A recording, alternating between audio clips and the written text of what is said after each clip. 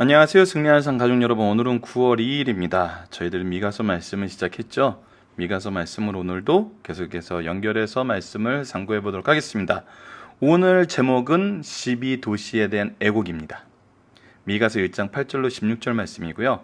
이 12도시가 의미하는 바가 무엇인지 아는 것이 오늘 학습의 중요한 내용이 되도록 하겠습니다. 자, 하나씩 읽어보도록 하겠습니다. 이러므로 내가 애통하며 애곡하고 벌거벗은 몸으로 행하며 들깨같이 애곡하고 타조같이 애통하리니 이는 그 상처는 고칠 수 없고 그 상처를 고칠 수 없고 그것이 유다까지 이르고 내 백성의 성문 곧 예루살렘에까지 미쳤음이니라. 자, 이제 심판이 가깝게 임했어요. 자, 그 심판의 임함을 무엇으로 표현을 하냐면 12도시에 대한 그 애곡으로 표시를 합니다. 첫 번째 도시 가드에 알리지 말며 도무지 울지 말지어다. 내가 베들레아브의 브라에서 티끌을 굴렸도다. 사빌 주민아 너는 벗은 몸에 수치를 무릅쓰고 나갈지어다. 사안한 주민은 나오지 못하고 베데셀이 애곡하여 너희에게 의지하는 곳에 얻게 하리니 마롯 주민이 근심 중에 복을 바라니 이는 재앙이 여호와로 말미암아 예루살렘 성문에 임함이니라. 라기스 주민아 너는 준마와 병거를 메울지어다. 라기스에 따른 시온의 죄의 근본이 이는 이스라엘의 허물이 내게 보였음이라. 이러므로 너는 가드 모레셋에 작별하며 애물을 줄지어다. 악십의 집들이 이스라엘 왕들을 속이리라. 마레사 주민아 내가 장차 너를 소유할 자로 내게 이르게 하리니 이스라엘의 영광이 아둘람까지 이를 것이니라. 너는 내 기뻐하는 자식으로 인하여 내 머리털을 깎아 대머리 같게 할지어다. 내 머리가 크게 벗어지게 하기를 독수리 같게 할지니 이는 그들이 사로잡혀 너를 떠났습니다. 자, 이제 이 심판의 선언을 하신 후에 그 심판의 모습이 어떤지를 12도시를 표현하는 그 말 속에서 어떤 심판을 받을 것인가를 얘기를 해요. 그래서 가드, 베들레아브, 사빌, 사안, 베데셀, 마롯, 예루살렘, 7이죠. 라기스 8, 가드모아레 9, 악십 10, 마레사 11, 아둘람 12.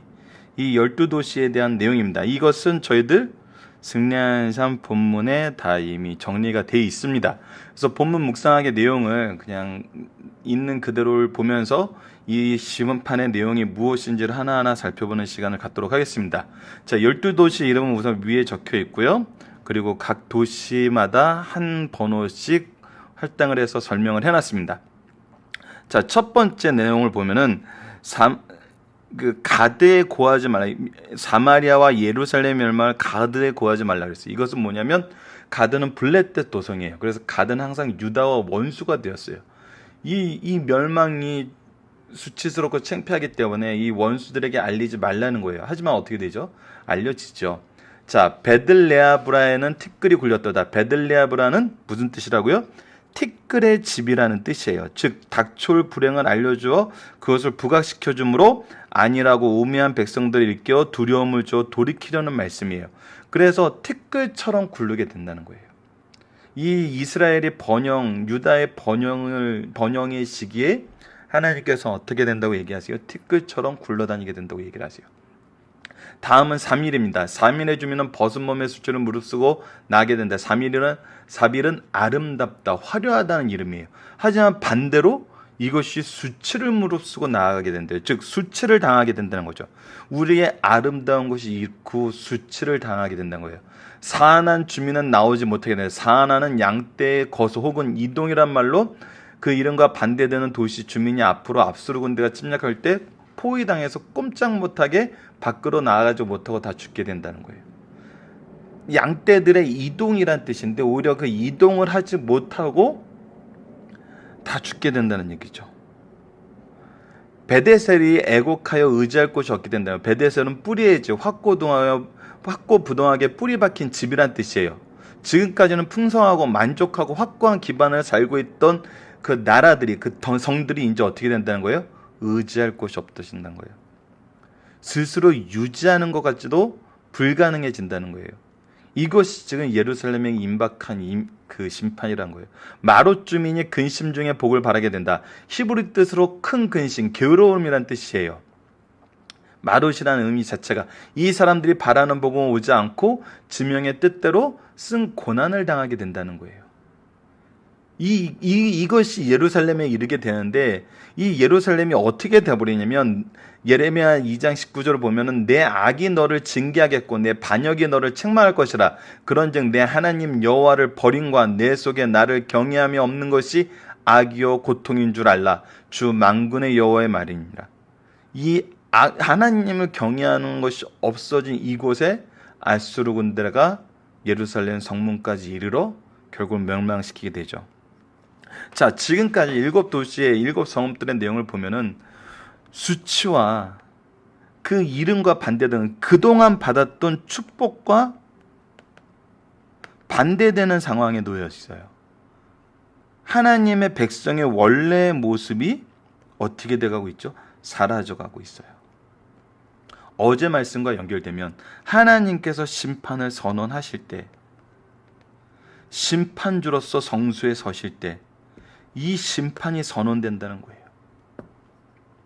그래서 여기서 돌이켜야 되는데 이 심판을 받게 되죠. 돌이키지 못하고. 자, 계속해서 이 도시들에 대해서 보도록 하겠습니다.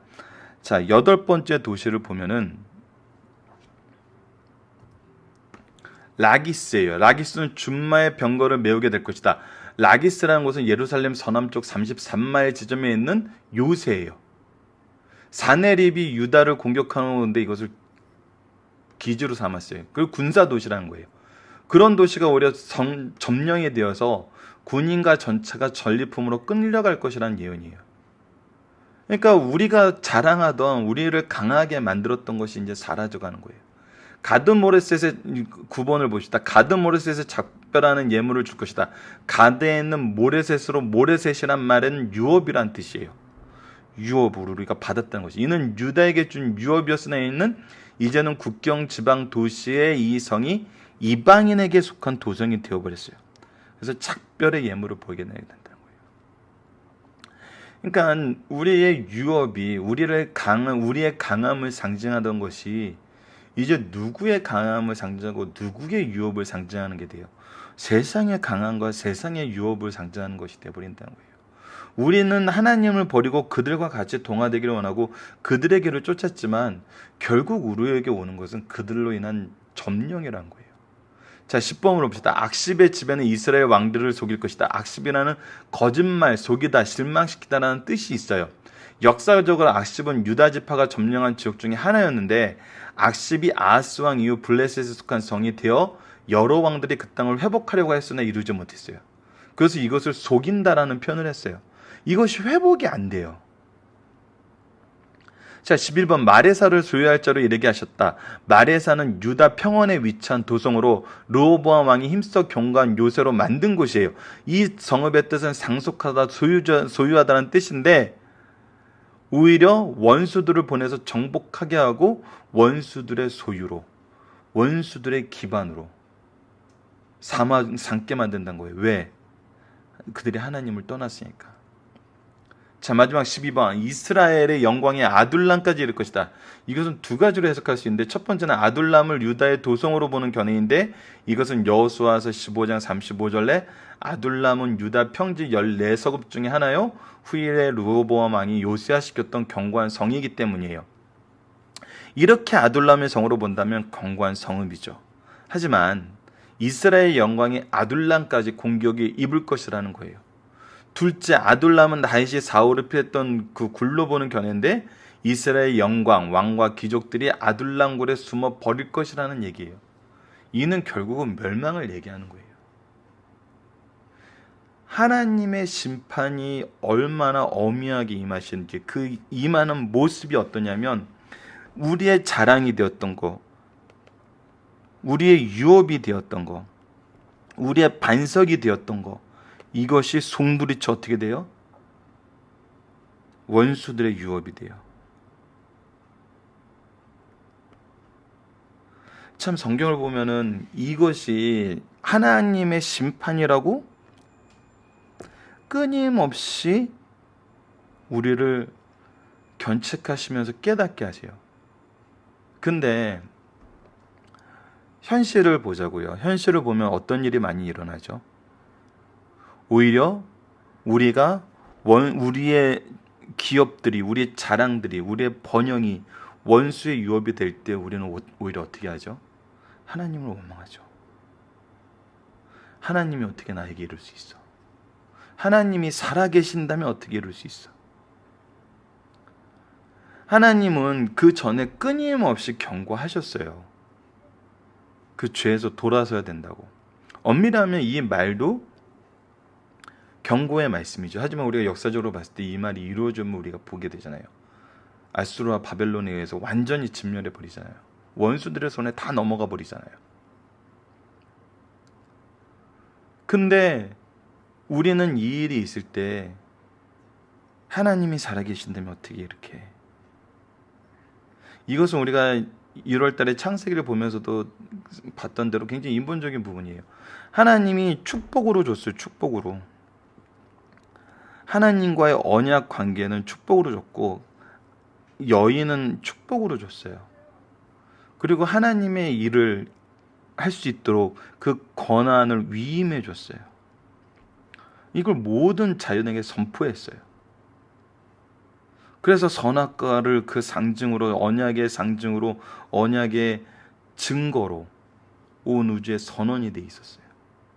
이것이 인간의 자랑이었어요. 인간의 능력이었어요. 인간의 축복이었어요. 하지만 타락하고 나서 어떻게 되죠? 왜 하나님이 선악과를 만들어서 우리를 타락하게 만들지? 하나님과 우리의 관계는 생각을 안 하고 현재 나의 형편만 생각을 하는 거예요. 이게 굉장히, 하나님은 하나님과 우리와의 관계의 회복과 온전한 동행을 얘기를 하시는데 우리는 우리 입장에서 하나님이 나에게 플러스가 되는지 마이너스가 되는지만 생각을 해요. 마이너스가 된다고 생각을 하면은 하나님 어떻게 이럴 수 있어? 이런 얘기가 나오는 거죠. 우리는 하나님의 관점, 왜 하나님이 우리에게 이런 심판을 예고를 하시는지, 왜 이 심판의 말씀이 반드시 우리에게 주셔야 했던 말씀인지를 먼저 더 깊이 묵상하고 생각해 봐야 됩니다. 자, 그러면 오늘 본문의 중심 사상을 보도록 하겠습니다. 영적인 눈이 열리면 심판받을 죄를 보게 되고 애통하면서 회개를 촉구하게 돼요. 사마리아의 멸망을 생생하게 예언한 선지자 미가는 유다 왕국 그리고 심장부인 예루살렘의 심판을 예고하면서 슬픔을 억제할 수 없어 애통하면서 애곡해요. 이것이 12도성의 애곡이거든요. 그 누구도 멸망케 하는 죄에 동참한 자들은 같은 심판을 받을 운명에 처하게 돼요. 이것은 우리가 주의해야 될 영적 진리예요. 우리도 동일한 실수를 범하고 있을 수 있어요. 동일한 죄를 범하고 있을 수 있어요. 그래서 우리가 선지자의 말에, 성경 말씀에 더 귀를 기울여야 되는 거예요. 우리의 신앙생활을 우리의 입장이나 우리의 유불리로 생각해서는 안 된다는 거죠. 그래서 우리가 주일을 성수하는 모습이, 예배를 드리는 모습이, 말씀의 교제를 나누는 모습이 어떤 모습인지 우리가 스스로 점검해야 될 필요가 있어요. 이것이 정말 굉장히 중요한 일임을 기억해 주시고 우리가 말씀의 교제를 나눌 때 이러한 일이 이루어질 수 있도록 정말 하나님의 말씀에 근거한 교제가 이루어질 수 있고 하나님과의 교제가 이루어질 수 있도록 우리의 신앙의 모습을 이끌어 나갑시다. 자, 두 번째는 죄의 양과 질에 따라 심판은 다양하며 땅에서 성공한 자들의 심판은 더욱 크고 심하다는 거예요. 범죄한 자들에게 하나님의 징계는 다양하게 휘몰아쳐 올 것이에요. 그것을 막기 위한 인간의 노력은 허사로 돌아가요. 이는 하나님의 백성들이 그에게 축복하시는 하나님을 저버렸기 때문이에요. 이거는 이론의 여지가 없어요. 하나님을 저버리면은 심판과 징계는 당연해요. 왜? 우리를 회복시켜야 되니까. 하나님께서 징계하시는 날에는 죄의 양과 질에 따라서 다양하고 합당하게 심판하세요. 이것이 하나님의 공의예요. 심판이 있는 것과 이 심판의 다양성과 합당함이 드러나는 것은 하나님의 공의에서 분명한 사실이에요. 하나님의 축복을 받고 땅에서 성공한 자들의 심판은 더욱 크고 더 큰 괴로움을 당하게 된다는 거예요. 이것이 누구를 통해서 나타나죠? 이스라엘을 통해서 나타나죠. 자, 마지막 3번입니다. 신실한 성도들은 큰 재앙의 때에도 슬픔을 완화시킬 수 있는 기쁨을 가지고 있다는 거예요. 그것이 뭐죠? 우리를 대속하시는 대속의 사실이에요. 메시아께서 우리의 죄를 대속하셨다는 구속의 기쁜 소식이 있어요. 이 복음으로 이스라엘에서 가장 슬퍼하던 자들까지도 구속의 하나님을 찬양하게 되고 기쁨이 넘치게 되었어요. 오늘 우리도 마찬가지예요. 어떤 슬픔과 비통한 일이 우리 앞에 발생한다 해도 우리는 주 앞에서 기뻐할 수 있고 주신 사명을 묵묵하게 감당할 수 있어요. 묵묵히. 왜죠? 우리의 대속이 이루어졌다는 그 사실 때문이죠. 그래서 정말 예수 그리스도의 대속을 알고 이 구약의 말씀을 보는 것과 모르고 보는 것은 정말 큰 차이가 있는 것 같아요. 우리에게 더 큰 은혜가 있는 거죠. 더 큰 믿음이 확실히 있는 거죠. 그래서 더 큰 열매를 맺을 수 있는 거죠. 무슨 열매? 구원의 열매. 우리에게 위임된 영원 구원의 열매죠. 자, 오늘 살펴보기는 미가 선지자의 애통의 원인은 무엇이었을까요? 어제 말씀과 연결되는 부분이죠. 미가 선지자가 슬픔의 상태를 보이기 위해 취한 행동은 무엇인가요? 애곡하는 거였어요. 사마리아의 타락의 정도와 유다의 타락의 정도와 이 타락이 우리 인생에 미치는 내용, 이 타락을 우리가 깨닫느냐 깨닫지 못하느냐, 이 타락에 대해서 우리가 회개하느냐 회개하지 못하느냐, 이것에 의해 우리 인생의 질이 결정이 된다는 거예요. 정말 중요한 내용이거든요. 이 부분을 살펴보기 정답을 통해서 함께 묵상하시는 승리하는 삶 여러분들 되었으면 합니다. 오늘 기도를 통해서 오늘 전체적인 내용을 마치도록 하겠습니다. 하나님, 우리 삶 속에 회복의 소망이, 부활의 소망이 없다면 우리의 삶이 얼마나 허무하며 불행한지 말씀을 통해, 역사를 통해 깨닫게 하심을 감사합니다. 우리가 삶 속에서 하나님이 주신 은총을 기억하며 지키시고 교정하여 주심을 경험하게 하여 주소서. 그리하여 주를 부인하고 스스로 미련한 길로 가는 데서 벗어나 오직 주님을 향한 순전한 사랑을 나타나게 하여 주소서. 예수님 이름으로 기도드립니다. 아멘.